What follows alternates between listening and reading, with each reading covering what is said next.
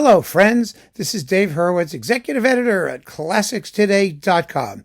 You know, when a worthy independent label undertakes a project to record some interesting and unusual repertoire and then bothers to keep it in print for decades, then we really, I feel, have an obligation to talk about it.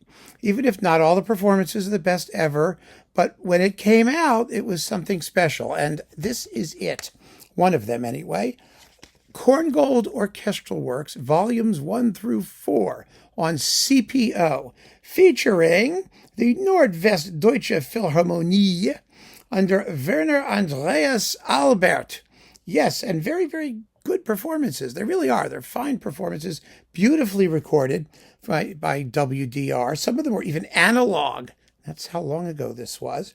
It was released, well, the whole thing in 1998. The box. Some of the performances go back earlier. But, you know, we everybody likes Corngold now. When this was being done, like decades ago, everyone was sort of, Corngold, you know, more corn than gold. Ha, ha, ha, ha. Remember that? You know, and he was a film music composer. And, of course, now film music is getting lots of love and lots of respect. And there's a lot more orchestral music because you've got suites from the films and all of this other stuff that's been dug up since then, and from the operas and whatnot. But back in the day, when they were doing just the published orchestral works, and here they are, fitting beautifully onto 4 discs. And what do you get? Well, let's talk about what you get. You get the Prelude and Serenade from Der Schneemann, the Snowman. That was this early ballet thing. That's not all that he wrote, obviously. It's not complete. This is not an exhaustive critical edition type thing. This was an exploration. And other labels started exploring too. I mean, ASV did a bunch of Corngold things and whatnot. So it wasn't the only show in town, but now ASV is gone and this is still here and still available. So then we get the entr'acte from Der Schneemann, and we have the Schauspiel Overture and the Sinfonietta Opus 5. So there you go. Everything that begins with an S is on disc 1. I think there may be more, there are more S things. But I mean, the Sinfonietta Opus 5 is a 42-minute long symphony. It's no Sinfonietta. It's a big, hefty piece of music using Corngold's theme of the happy heart, which I'm not going to sing to you because I can't. So that's better. I mean, that I don't even try. But it's a tune that pops up in his work quite frequently. So that's disc 1, and it's lovely. Then we have disc 2.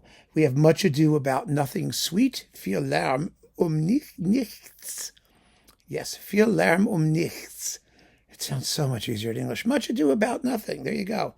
You know, in Germany, it's lots of hysteria over nothing. Anyway, and then we have his symphonic overture, Sursum Corda, Lift Up Your Heart, which is, you know, he was a happy kid, basically. He was like 3 when he wrote it. And it's 18 minutes long. It is a serious, hefty piece. No one plays these things.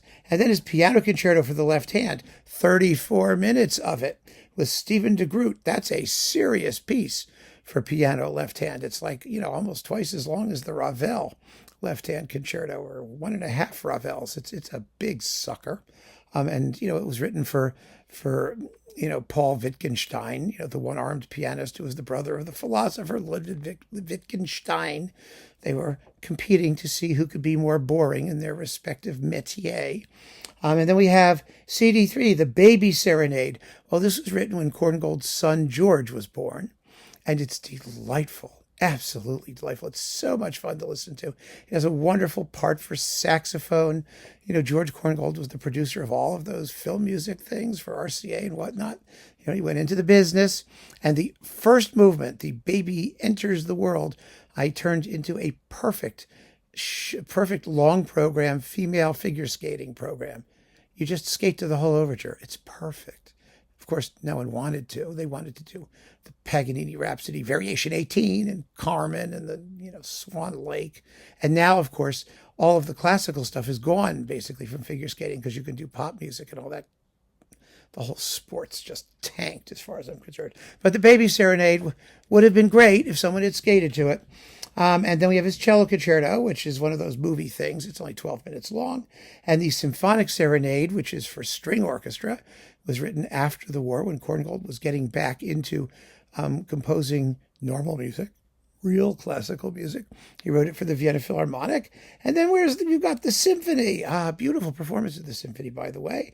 His Theme and Variations, Opus 42, and Straussiana, which is just a little jeu d'esprit from 1953. And that's it. That's the 4 discs of Korngold orchestral music. And it's worth hearing. He was an amazing composer. And you may have some of his film scores and other things. You should hear his concert music.